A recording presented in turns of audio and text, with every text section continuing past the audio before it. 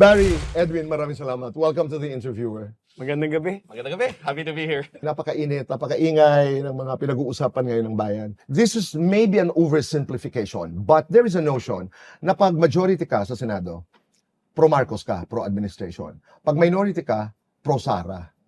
Anong tama, anong mali sa notion na ito? Well, ang administration should have control on both houses. Whether it's in the House or whether it's the Senate. Kasi ang pipili, yung may say dyan, dapat yung presidente, kung sino ang speaker, kung sino ang Senate president. Because you have to work with the other branch of government. Ibigay na natin yung judiciary, once appointed na yan, 15 sila of different presidencies ang nag-appoint dyan eh. But normally, the executive branch or the president should have control on the leadership of both the House and Senate. So, kaya nga matindi yung away doon. Remember, few weeks ago, talagang nag-away yan kung sino dapat na maging Senate President. So, you have to hold power and the President needs the Senate President and the House. This is all about power. Politics is power. So, if you have power and you control it, then you have an advantage. Nag-agree ako, Tito Boy. It's a bit of an oversimplification. And the reason bakit ko sinasabi yon ay alam naman natin, di ba, parang bawat senador, natawag nila, 24 senators, 24 individual republics. And in an impeachment, hindi natin mapipredict kung ano yung lalabas. Hindi natin mapipredict kung ano yung magiging reaksyon ng tao. And bawat senator judge na nakaupo dyan, despite yung initial leanings na maaaring meron sila based on yung current political affiliation, ano yan eh, very, very keen to observe ano ba ang timpla ng taong bayan. Ano ba ang nagiging takbo ng trial na ito. So ako, maaring initially, pwede natin sabihin, okay, kung pasok ka dun sa current majority of 13, malamang mas kikiling ka sa administrasyon. Pasok ka dun sa current majority ng 8, malamang mas kikiling ka sa oposisyon. Pero as the trial goes on, and depending on how it unfolds, I can foresee na posibleng yung individual na magiging desisyon ng bawat senador ay magbabago din. So, Okay. But I want to go back to the word that you used. Dapat, hindi dapat, pero may control ang Malacanang sa Congress at saka sa Senado. But doesn't it go against this principle of being co-equal? Or is it just real talk? theoretically, you have to have co-equal branches because that's part of the checks and balances. Now, it depends. The checks and balances would differ on how strong, for instance, the president is, kung gaano siya katapang. You can see that, for instance, yung panahon ni Pinoy, medyo matapang. Si President Duterte, matapang talaga. So, yun talaga, depende kung gaano katapang at sa gaano katapang ang Kongreso. They have to live up to their constitutional duties. Pag hindi sila, then you will see na hindi talagang, well, it's not hindi nagkakaroon ng checks and balances. Okay. This is political talk. That's political talk. Okay. I mean, Naintindihan natin. it's a nod to yung official na linya na may separation of powers. Okay. Pero historically, walang major decision na kinilusan either ang House or Senate na walang say ang palasyo. Yung influence ng presidente sa mga individual na mga membro ng Kamara o ng Senate, it's just that intense na it's not possible na kikilo sila na walang basbas. Make me understand, Barry and Edwin. Madalas ko ito naririnig in, political discourses. Hindi ka naman pwede maging Senate President, pagsusog doon sa iyong sinabi. At hindi ka naman pwede maging Speaker pag walang basbas ang Presidente. So ito'y totoo. Totoo yun. Totoo yun. I'll give you an example. Ito talagang klaro to. When pumasok si Pinoy, wala kaming Senate President na kaalyado. Senator Kiko Pangilinan wanted to be SP, Senate President, but he didn't have the votes. So at that point, malapit na mag-umpisa ng ang tawag doon, yung first day magsusona na. Sabi ng isang advisor ni kay Pangulong Aquino, we need to have a Senate President. So you know who he suggested? Si JPE, si Juan Ponce Enrile, na hindi namin kaalyado at that point. Kinausap ni JPE si Pinoy, nag-usap sila. May kunting, siyempre may modus vivendi. I know my place. I will do whatever will help the administration. Sabi ni JPE, maayos ang That's why, kailangan mo talaga ng consent ng Pangulo. Mas extreme na example nung panahon nung nahalal si Rodrigo Duterte, actually, Tito Boy. He got elected, may isang PDP laban na na-elect na senator, si Coco Pimentel. May isang PDP laban na na-elect na congressman, si Pantaleon Alvarez. Yun ang naging speaker at Senate President respectively. Which tells you talaga gaano kalakas ang impluensya ng Malacanang doon sa leadership process ng both houses. At ito'y nakasanayan. Naging bahagi nito ng political culture, That is ng political tradition that's natin the sa political bansa. reality talaga. Political reality. Kasi then, the president exercises so many levers. Appointments, budget, control sa mga iba't ibang departamento, and being individual politicians, ang mga members ng House at ng Senate, rely on yung mga ganong klaseng mga access to appointments, to budget, and so on. So, they tend to toe the line. The Philippine president is theoretically more powerful than the US president. Yeah. In terms of actual authority under the Constitution. Totoo yun. Okay, in the end of this process, sabi ng iba, it boils down into a numbers game. Pero kanina, we started to talk about dahil sa proseso, dahil sa mga ebidensya, may mga nagbago ang isip, may mga naiintindihan ng tao. But itong particular impeachment na ito, I mean, to be very, very, very, very specific, magbabago ba ang isipan, halimbawa, ng kaibigan Bam Aquino at Kiko Pangilinan at Rafi Tulfo sa kanilang judgment? I mean, I don't want to go into the merits of the case, no? Laban sa Vice President and vice versa. I think there's a good faith attempt to observe impartiality. Kasi kailangan mo malaman ng ebidensya eh. In the same way that in the Korean impeachment Who's trial, exercising this? This the attempt individual to be... senators. Okay. Because it's their duty to be impartial. In fact, they take an oath, sasabihin nila, kami ay walang kinikilingan and all that. So there's a good faith attempt to be that. Pero Edwin, pag may tumatayo kasi na senador, alam mo na kung saan papunta. Yes. Sa pananalita, pagtatanong nila, lumalabas yun. May kaibigan ako, hindi naman kami mga abogado, pag sinasabi, pag tumayo ang isang senador, whether minority or majority, sasabi nila, para silang mga defense lawyers ng bawat panig, no? Tingin ko may gradation din yung pagiging impartial o partial. Oo. So may mga senador na tingin ko, kahit na ano pa mangyari, hindi na magbabago ang isip niya. Klaro na yun kung nasaan sila. Pero meron kasi mga nasa gitna na although I don't think baka impartiality is the correct word, pero tumatansya pa yan. Kung ano magiging ihip ng political na hangin. Sino yung mga nasa gitna? Palagay natin, halimbawa na talagang makikinig at sa ebidensya at depende sa presentation ng evidence, halimbawa ay pwede pa ito lumipat from either prosecution or defense.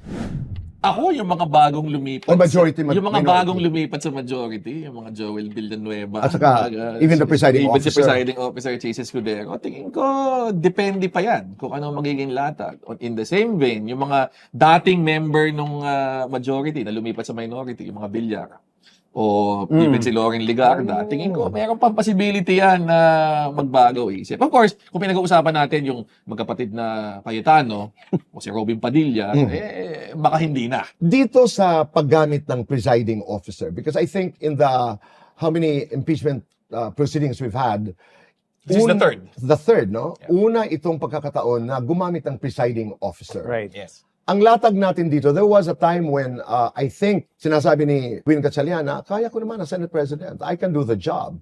Pwede kong paghandaan. This is a paraphrase. What are we seeing? Itong choice, election of cheese, to be presiding officer, ano ang ibig sabihin nito? Ako tingin ko, it represented a choice on what kind of trial the Senate wanted. By choosing si Jesus Escudero, a lawyer, to be the presiding officer over si Senate President Win Gatchalian na hindi abogado, it shifted the balance towards a more technical kind of trial. And nakikita naman natin yun Diba? The way it's run so far, ang isang comment na lagi ko naririnig sa mga tao ay, napaka-ano naman, daming objection, daming technicalidad, etc. Choice ng mga senador o choice ng palasyo? Choice ng senador. Dahil sila nag-decide. But to his credit, medyo magaling mag-preside si Jesus. Yeah, pero ako... No, I agree with you. Don't? I agree. Pero remember, si Cheese ay naging presiding officer. Bago nangyari niyan, ay medyo magulo ang kanyang buhay dahil nga sa flood control investigations at saka he wasn't... That's partly one of the reasons why, Boy, that the majority didn't want him to be Senate President. Because his first sin was, he was the one who delayed the first impeachment Yung forthwith. trial. Yung forthwith. Naalala yan. Pangalawa, the issue of, we will have a Senate President who has a stain on his record because he was involved allegedly in the flood control. So those are the two reasons why. Right. Are we going to elect someone who has a stain on his record, which will inevitably or might most likely bring down the reputation of the Senate? Doon ako papunta. Kung ayaw nila siya maging Senate President, bakit pumayag sila maging presiding officer?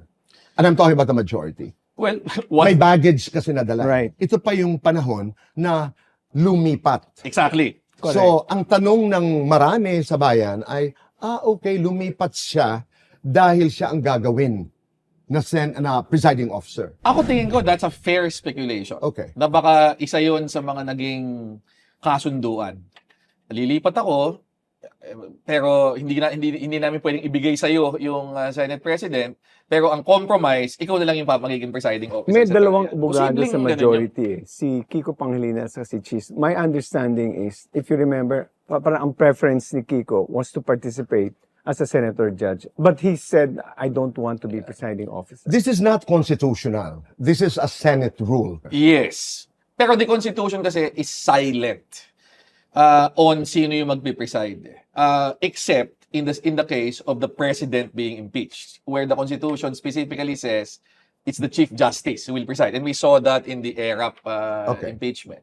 Pero for all other impeachments, the Constitution does not say anything. So ang kanilang interpretation, at least this current Senate, then we can have a rule which allows us to choose who will be presiding. And they're not violating a law. I don't think they are. The basis of the protestations of Alan and Pia na dapat si Senate President ang mag-preside over pag any cases other than the President was found on the records of the Constitutional Commission. So, nung binabalangkas yung Ito yung notes. Yeah. yung debates in the Constitutional Yeah, right. Commission. So, ang pinag-usapan doon, other than the President, sino dapat? Ang sinabi lang ni Chief Justice Davide at the time was, sige, ang Senate President. But, kung in-adapt yun, klaro sana na it's on the record, it's in the Constitution itself. Any other cases, it should be the Senate President. But they left it as is. Nothing. So it now goes to, those records in the Constitutional Commission are what we call persuasive. Yes. Hindi mo kailangan sundin kung ayaw. Persuasive lang sila. Oo. So ang decision ng Senate is may sarili silang rules. Yeah. And they felt it better to have someone else. So nothing in the rules stops them from appointing someone to be Senate President. Presiding officer, if the cases are not those involving the President. May basbas ba ang Malacanang sa pagiging presiding officer ni Cheese? Hindi ko alam. Ako sa tingin ko, meron mo, yan. I mean, coming from the palace, working in the palace, hindi pwede, it's a very sensitive issue. Hindi mo major issue yun. It's a major issue. You don't leave those things, those are variables you can control. Then you control the variables. Those variables you can control, you make a point. Sabi ni Senator Cheese, ang threshold ay nasa 16 pa rin. 16 to convict, Convict. 9 to acquit. Yeah, under the current 24 na, Okay. na May mga baseline. protestations din dyan. I mean, to use your word, Edwin, dahil may mga nagsasabing, although in agreement ay Chief Justice Davide, marami ang mag-agree, pero may mga tanong na tama ba ito? Ako tingin ko, ibabalikan niya. Alam ko nagkaroon na ng ruling initially si Senator Cheese as presiding officer. But tingin ko napakalaki ng posibilidad na yung issue na yan babalikan near the end of the trial when we're already approaching yung conclusion ng presentation ng evidence at magbobotohan na sila. Kasi nga, sabi niyo Tito Boy, madaming mga nag-raise ng question na paano yung mga hindi nag-participate. Bakit sila bibilangin dun sa count? Anong sinasabi ng batas tungkol dito? Walang specific number na sinasabi sa konstitusyon. Ang sinasabi lang, 2/3 of all members. So ang debate Of dito, all members. so ang Right. debate dito, do we consider all members to include even those that are technically suspended? Kasi may dalawang suspended si Senator Marcoleta at si Senator Jinggoy. Jinggoy Estrada because of the plunder law. They're automatically considered suspended while they're facing trial. And when you are suspended, you You cannot... cannot exercise any Right. of the functions of your office. Okay. There's another Supreme Court decision, People versus Maceda, na sinasabi na kapag ikaw ay Fugitive from justice. fugitive for justice or preventively detained or convicted, Yeah. you are suspended from practicing your profession. You cannot exercise your office. Yes, you can exercise your office. So, klaro yun. So, it's a debate, ako tingin ko. Pero hindi ba nakakahina sa proseso na ito'y pagdidebatehan when the trial is ongoing? Yeah, ako tingin ko, it will definitely be controversial kahit na anong resolution ang lumabas. Pero ano rin kasi, unprecedented yung fact na ang daming senador ngayon. Na posible, di ba? Parang ngayon lang tayo nakaka-experience ng ganito, na posible more than, may 3 na ngayon. May posible pang mga masasalang. Yun yung sinasabi ni Senator Amy Marcos na inuubos na kami. And that's where the selective justice is coming in. Okay. Na parang, ba't lang kaming mga kalaban ng administrasyon ang hinahabol Is niyo? that a valid question? Well, I don't know what cases the ombudsman has eh. He's the one investigating all of this. So, may mga kaso, so nasaan na ngayon yung mga, like for instance, the question nga about Cheese and Joel, di ba? May kaso rin sila. So, nasaan na yun? So, these are the questions, are valid questions that are being asked And we should be asking. and should be asking. Whether you're majority or minority, we should be asking this question. Pero although the equally significant question din dyan ay, may batayan ba? Kasi sa dulo, each individual charge against a senator should be evaluated then on its own merits. To your mind, how is the prosecution performing? How is the defense performing? Base sa impeachment trial. Tingin ko may dalawa kasing perspectives na kailangan tayo i-take into account. Kung titingnan mo lang from a perspective ng isang abogado, yun muna. Isang tao na kahit paano may kaalaman na dun sa process. It's no contest. And it's clear from yung mga commentaries ng mga abogado, experts, etc. na lamang yung prosecution so far. Na medyo amateurish yung approach ng defense to cross-examination, etc. Pero feeling ko kasi, at binanggit ko to kay Edwin minsan sa isang conversation namin, there's a possibility that we have to consider na yung defense lawyers are not playing to the trial aspect of yung nangyayari. They're playing to the social media aspect of it. So kung papansin niyo, Tito Boy, di ba, hihirit para makakapunto siya, tapos sasabihin niya withdrawn. Na kung tingnan mo yun from a lawyer's perspective, walang points yun. Kasi inatras mo yung ano eh. Pero from a reels perspective, from a shorts perspective, makakapagpalabas ka sa social media ng isang clip na parang, uy, nakapuntos yung abogado ng defense, kahit na in the broader scheme of things, walang epekto yun. And I think that's especially significant ngayon kasi this is the first impeachment we will have in the age na talagang social media na ang pinagkukuhanan ng mga tao ng impormasyon eh. Hindi naman lahat ng tao magtsatsagang panoorin yung 4 na oras tuwing hapon. Marami dyan papanoorin na lang excerpts eh. So kung mapapanood nila yung excerpt na ang galing ni CJ Narbasa o ni Attorney Binluan, di ang magiging impression nila eh. Mukhang walang kasalanan si VP Sara. And amidst all this, naglabasan yung mga iba't ibang surveys. Right. Okay? Na napakataas ni Vice President Sara at bumaba ang presidente. Meron pang survey on the senatoriables. Ang mga top senators ay Robin, Alan, Bongo, at what does it tell us?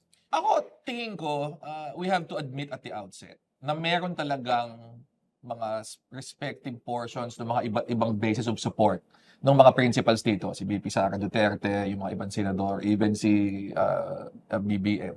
Na talagang kahit na ano pa mangyari, hindi na yan bibitaw. Parang we are just so polarized na ngayon as a country. Bakit lumipat si Joel, to your mind, at saka Joel Villanueva, at saka si Cheese Escudero sa majority? Yung kay Cheese, tingin ko, kasi siya yung una, di ba? Tingin ko yung kay Senator Cheese. Survival? Ako, part yon, pero partly because tingin ko din, meron siyang respeto for the institution. At that point, kasi, you remember, ito yung parang deadlock na walang nangyayari. And it was his attendance that fateful Wednesday, di ba, na na-elect si Senator Win Gatchalian as pro tempore. Right. That got the Senate Which moving got the Senate again. moving again. So I'd like to think na part of it is practical. Di ba? Na meron siyang mga sariling issues that he wanted to deal with, and it helps him if he actually joins the majority. Pero the other is, naniniwala ako, matagal na siyang senador. He wanted to get things moving dahil they were just so stuck in limbo at walang nangyayari. Senator Joel.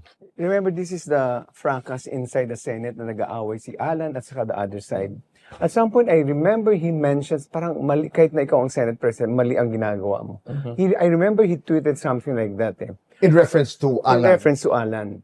So I suppose that was the start of him moving. This is not to say that there's no political negotiation. Maybe course, perhaps yeah. there are political negotiations either with Yeah. Cheese or with Joel. But they found a justification for moving. Kaya ang kwento nga sa inside story is mas madaling pumita sa majority sa minority kaysa sa Minority pumita sa majority. yes. Oo. Kasi nga ang ano doon is parang may mga kaso eh. Okay. What if the Vice President resigns? Technically, under the Constitution, dalawa ang possible consequences ng impeachment conviction. Okay. One is removal from office. So if she resigns, wala na yun. Hindi na kailangang pag-usapan dahil umalis siya sa ng kusa. But there's a second one, and that's yung perpetual disqualification from public office. Now, nung final yung 4 impeachment complaints, kailan ba earlier this year, di ba? Kay VP Sara. Dalawa doon specifically asked as a relief that they were requesting. Hiningi nila doon sa complaint yung disqualification. So I'm sure, even if she resigns, mag-i-insist ang prosecution na ituloy ang trial for purposes of deciding kung dapat bang impose yung pangalawang parusa na yon. There were 2 cases where the impeachable officials who were accused resigned. Yes, yung kay Kaso niya. Mercedes Gutierrez. Kaso niya yun. In those cases, kasi hindi nag-start yung trial. Prior to That the was actual different. trial, Okay. they already resigned. So the Senate never actually acquired jurisdiction yet. Hindi pa natatransmit, if I remember And that correctly. is a difference. And that's a big difference. Pangalawa, I don't remember anymore kung doon sa mga complaints na yun, they specifically asked for the perpetual disqualification part. Hindi automatic yung perpetual disqualification Hindi. in an impeachment trial. Hindi. It's one of the options that the Senate can exercise to as an allowed penalty. Hiling na yun kung sino man ang nag-aakusa. Ako tingin ko kasi parang sa korte yan di ba? Bibigyan lang sa'yo ng korte kung ano yung hiningi mo Pero but those things are going to be brought up by inevitably because those are questions of law. Normally, the Supreme Court will not intrude because the Senate is the sole trier of the impeachment case. But there are justiciable cases na talagang aakyat yan, yung 60 number na yan. Kung sakaling mag-convict sila on the basis of 14, kasi 21 senators lang, they will say 2/3 of the members only involves 21. So, 14. Aakyat yan pag nag-convict sila on the basis of 14. Kaya sa Korte Suprema. Aakyat mo, mag-appeal mo na yan sa court, and then aakyat yan sa Supreme Court. Itong issue na pag nag-resign, ano ba yan? Dissolve na yung kaso, aakyat yan. They cannot be decided within the Senate as an impeachment court. So there are several cases but they are not yet ripe for decision because hindi pa nangyayari. Oo. So kung mangyari yan, expect, kung let's say, ang feeling ng majority, convicted siya on the basis of 14 votes, aakyat yan. And ito namang, let's say, in the case, kung sakaling nag-resign si Sara, at itutuloy pa, aakyat din yan. Hindi pwede. That will not stay there. And it's going to lengthen this whole process. Yeah. Oh, dahil habang Hihintay mo pa yung Supreme Court. Yeah. Tama. It will enrich our It jurisprudence. will enrich also our knowledge about the Yes. law. Yeah. Lalo na ang taong bayan na nagmamasid at nanonood. Correct. Iwanan natin ang impeachment. Punta tayo sa flood control dahil ngayong Lunes ay ang sona ng presidente. Kung maalala natin noong August 11, 2025, may enumeration siya doon sa 15 kumpanya na involved sa flood control corruption.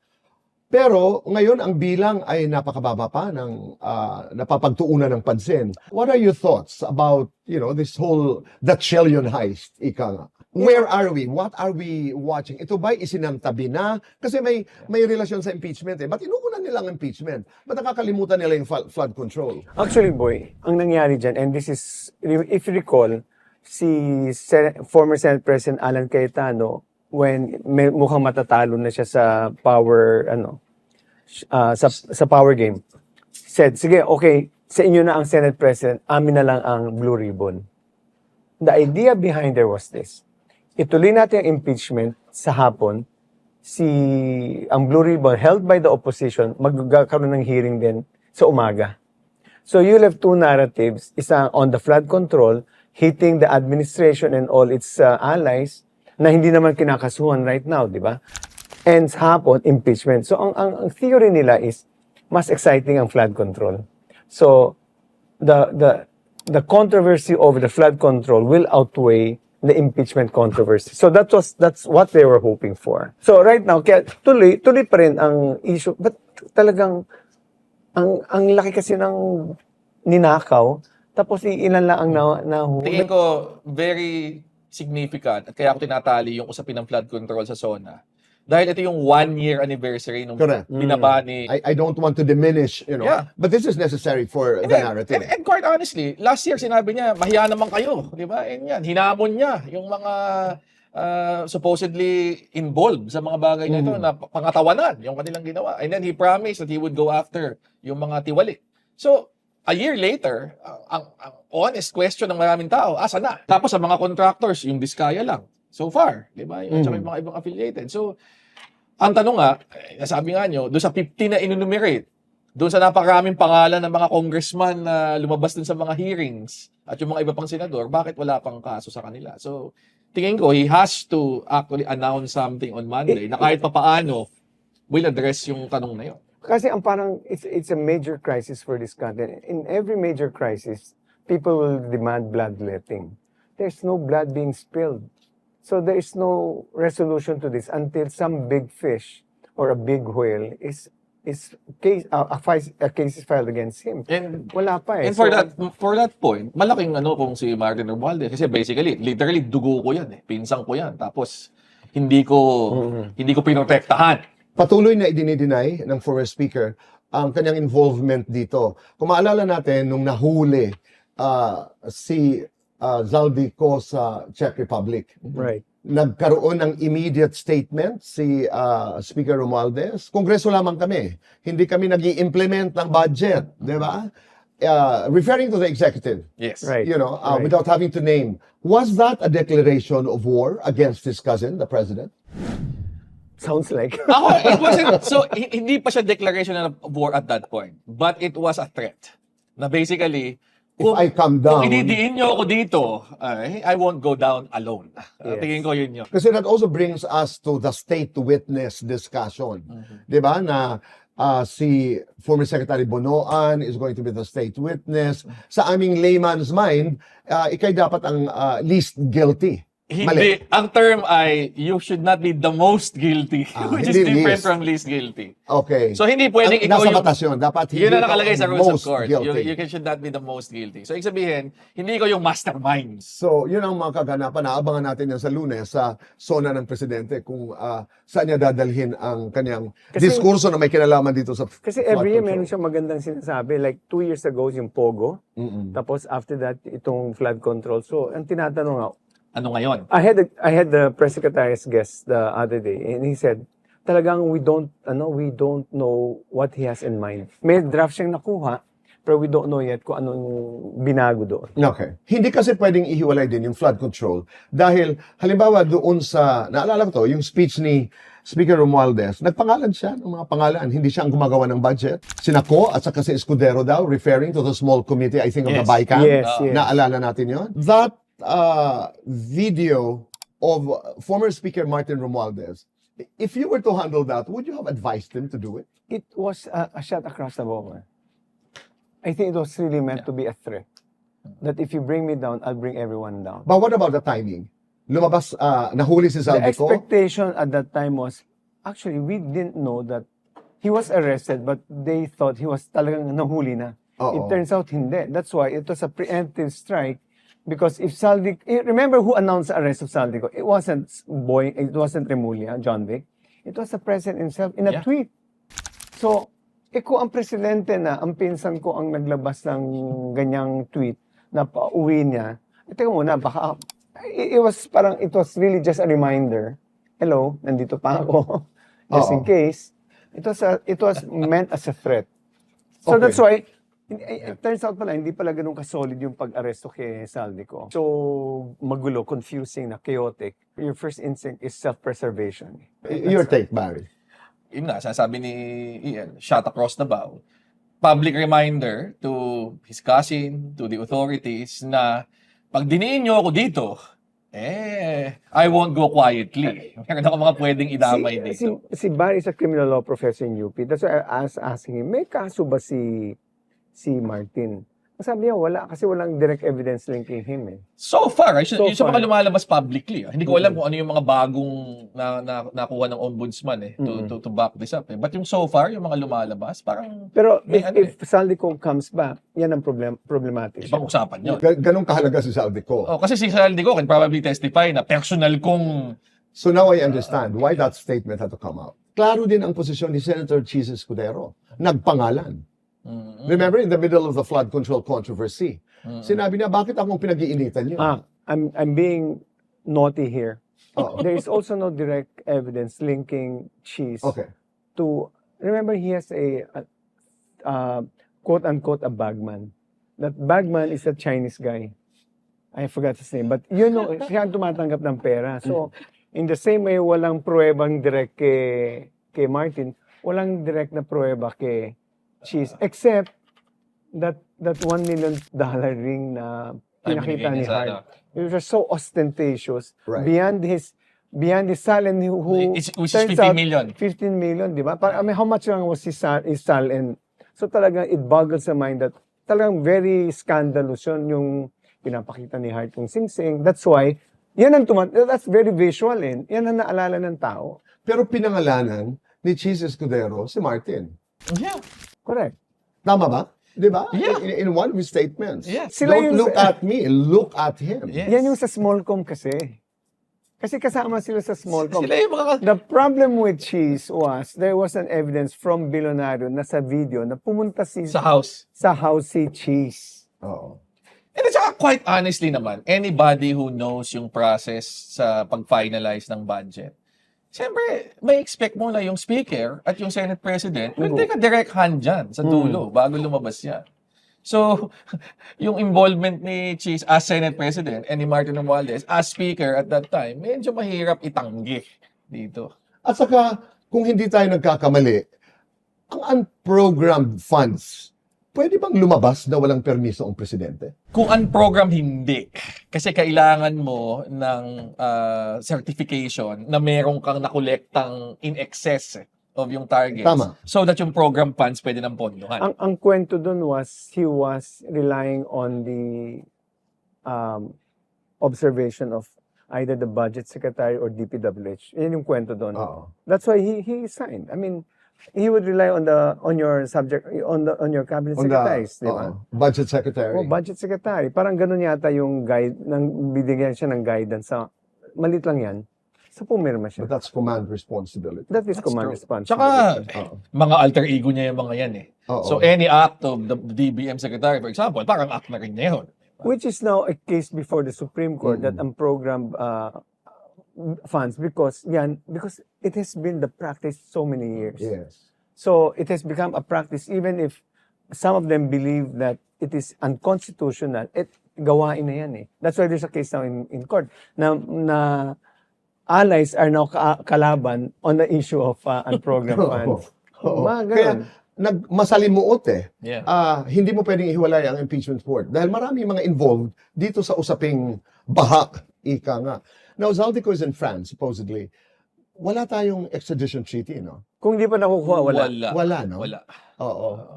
Because he's a very important personality in the trillion heist dito sa flood control. In the absence of a specific extradition treaty between the Philippines and yung country where he's in, pwedeng idaan through the European Union. Pero mas masalimuot ng konti yung proseso. Paano? Sa EU idadaan? And then, certain crimes lang ang covered. So, kailangan mong palabasin na yung taong ina-extradite mo falls under this particular club. For example, mayroong very, very specific exception for terrorism. Kung wanted yan for terrorism, pwede kaming mag-request through the EU kahit na walang ano. But it's not as easy and as straightforward as an actual extradition treaty between the Philippines and that country. There is always a workaround in the absence of an extradition, and the workaround is a violation of immigration rules. Yan ang ginagawa, and then dinideport. That's what i-deport ka. That's the other a way. workaround, that's a shortcut. Sa lahat ng nangyayaring ito, ngayong 2026, meron bang kahit paano pagbabago in the context of policies pagdating sa halimbawa pera, pagdating sa DPWH, meron bang nagawa? Let's talk about the budget. It's Yes, now okay. for after the SONA budget season na yan. I think on the last leg of the budget discussions in the last budget, si Sherwin Gatchalian was very, very good. He shepherded the whole process well. I think, and then civil society was giving suggestions to Sherwin Gatchalian, and he was very open. Presumably, the deliberations hopefully in this new budget will be very transparent. And I give credit to the fact na ginawa nilang public. Live streaming. Live Right. streamed yung budget discussion, which is the first time in history na nangyari yun. So kahit pa paano, the outcry na lumabas dahil nga dun sa skandalo ng flood control, medyo may konti namang kahihiyan na dumapo. And therefore, sinubukan nilang gawing mas Tama. And ang tanong na lang, masusustain ba? And I hope na masustain. Oo. Sino ba ang tunay na oposisyon ngayon? I wanna go there. Vis-a-vis President Marcos? Vis-a-vis President Well, Marcos. Sara Duterte would be. Talaga? Oh, she's the... Binanta na nga niya si Presidente, hindi mo ba magagawing opposition si Sara? Ikaw naman. Okay. No, but it's really the DDS bloc. I mean, the one capable opposition member, I think, although he might be medyo nakakainis, is Alan Cayetano would be a very good. Magaling siyang politician. Nakakainis, pero he won't be number 1, number 2 if he wasn't capable, if he knows how to gather his adherents, followers. Diba? Mataas pa rin siya sa survey eh. Okay. Barry. Usually, when you talk about an opposition, normally, yung opposition, hindi lang opposition doon sa tao nakaupo mismo. Nag-oppose ka doon sa mga policies na Policies. pinapatupad niya. Nag-oppose ka doon sa kanyang perspektibo kung ano ba dapat ang gawin ng gobyerno. So, halimbawa, panahon ni dating Pangulong Duterte, yung oposisyon tumututol sa tokhang, tumututol sa kanyang ibang mga economic policies niya, tumututol sa foreign policy niya, etc. Yun. Ngayon kasi, kaya nagtataka ako doon kay Sara Duterte, tumututol si Sara Duterte kay Bongbong Marcos personally. Oo nga. Wala naman ako nakikitang malaking pagkakaiba. At ang isa pa ay itong pagsasanib puwersa, no? Dahil iisa ang kalaban, halimbawa, lalo na magkakaibigan na ngayon ang mga dating hindi nag-uusap, mga Marcos, grupo nila Lenny, sa mga rallies, may Riza at Trillanes ka, meron kang, I mean, what is it? I mean, is there a coalition now? We have a strange bedfellows under this. Yeah. Ako, I don't Andyan ang think... liberal, andyan ang yellow, andyan, what kind of an opposition are we seeing? Ako, I don't think it's an actual coalition. I think it's a... Informal? Nasaan si Lenny dito ngayon? Well, si VP Lenny has actually chosen to focus on Naga, at least for the last, di ba? Pero may clamor na bumalik sa national stage, ika nga. Yeah, and she's consistently said hindi siya interesado. You know, in that February meeting with Sasabihin ko dapat ba kaming maniwala? No, in a good way ha. Dahil marami ang umaasa. Ako ganito. Una, naintindihan ko na may mga taong umaasa. And wala namang mali doon eh. Ay naintindihan ko perfectly sa sila nanggagaling. Sa survey, siya yung mataas. Siyempre, madami dyan, naalala pa nila yung experience yung 2022, na si Lenny yung naging leader. So, may ganong pinanggagalingan. Pero, ako, ito lang yung sa akin. Ilang beses siya nagsabi, siya mismo publicly, na hindi ako interesado, etc. Ngayon, hindi ibig sabihin nun, tapos ng usapan yon. In 2021, nung una, ayaw rin naman niya, and then she changed her mind sa dulo. Pero sa pakakilala ko kay VP Lenny lang, kung magbabago man ang isip niya, malalaman natin yon dahil siya mismo ang magsasabi.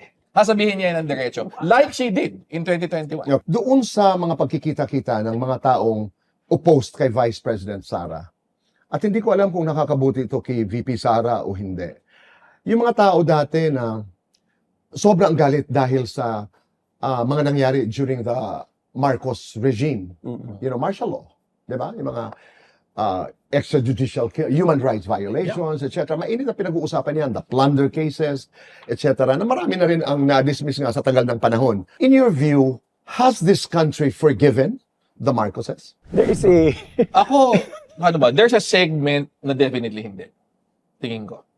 And even if yung segment There's a segment of of the country the country. na hindi pa rin handang bitawan yung nangyari yun. And ako tingin ko may ano yun, may point yun. Pero ito ba'y isinasantabi lamang, ito muna ang unahin natin kind of thing? Tingin ko mas ganon.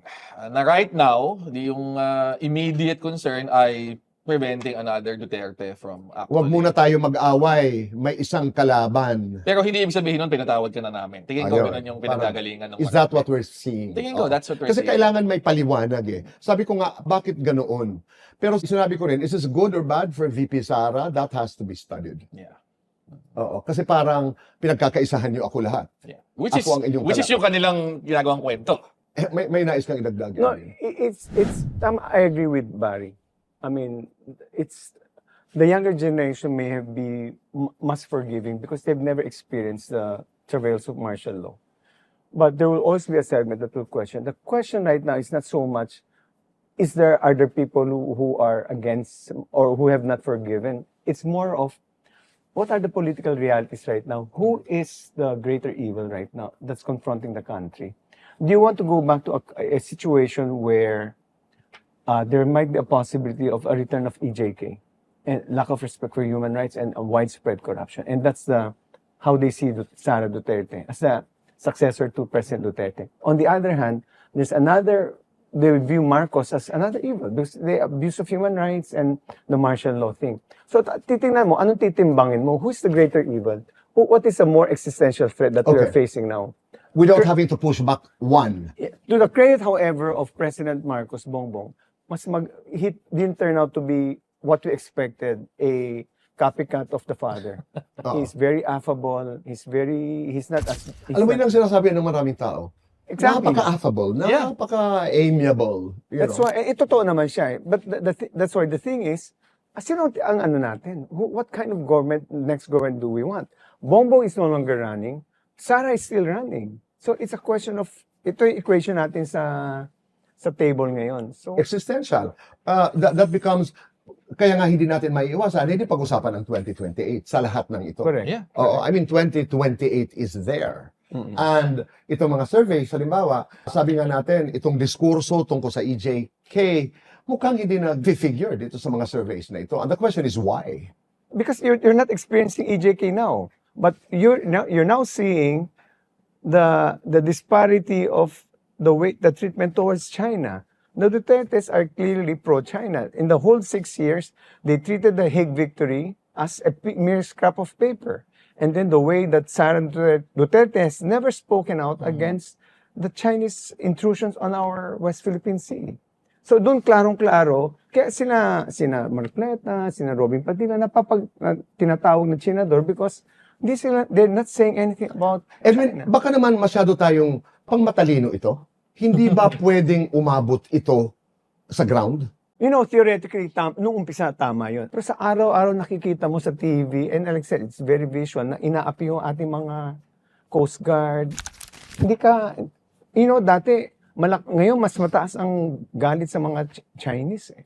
So, Actually, pag tinanong Tito Boy directly about position on China or position ng EJK, majority naman sasabihin, anti-China encroachment sila. Majority na magsasabi na dapat managot yung mga tao para sa mga EJK. Tingin ko yung nagiging gap dun sa pagdikit nitong mga sentimentong ito sa mga politiko. So, halimbawa, kahit na sinasabi ng majority, dapat depensahan natin ang West Philippine Sea, hindi nila na-associate na hindi nagdidepensa ng West Philippine Sea si Sara Duterte o si Senator Marcoleta o si Robin Padilla. Yun yung tingin kong nagiging disconnect. Eh. Sino ang pwede tumalo kay Sara Duterte in 2028? As a last question. Ako tingin ko, basta magkaisa yung mga grupo na nasa Pink Dilaw plus universe, kayang talunin si Sara Duterte. Nino? Ako, it doesn't matter. Kahit basta magkaisa lang, magkasundo lang. Whether it's Leni Robredo, or Risa, or Bam Aquino, or Kiko Pangilinan. Basta maaga and united, tingin ko kayang talunin. That's why as early as now nga, we've been telling our leaders, magpili na tayo. Pero, kumusta ang posibilidad na magkakaisa? Ang sinasabi mong mga iba't ibang grupo na dapat magkaisa. Right Para now, makapag-umpisa ngayon. right now tingin ko, lahat ng karamihan nakatingin pa rin doon sa magiging final decision ni VP Lenny. Pero tingin ko, once it's clear na mukhang hindi na talaga yan, or in the alternative, sige, gusto ko na, magkokoalis yan around 1. Wala namang tingin kong possibility na maglalaban yung yung dalawang coming from the same political persuasion dito. I don't think, for instance, Risa will run against Lenny. Ako din. I don't Isa think lang that yan. happen. But surprisingly, the grassroots campaign of Risa na movement is gaining ground kasi nobody expected na malakas pala ang grassroots ni Risa. So, nabibigla lahat sila. Tapos, added to that, meron pa siyang Win Risa. Winry. Winry. So, yun talaga. Siyempre, hindi tayo mag-e-end sa Winry. No, the funny Doon thing, tayo but the funny thing, Maraming salamat, Barry. Maraming salamat po. Maraming salamat. Marami kaming natutunan. Hi, people of the Philippines and people of the world. Hit the button below and you will be subscribing to the Boy Abunda Talk channel on YouTube. Let's keep talking. Kaibigan, tuloy ang usap.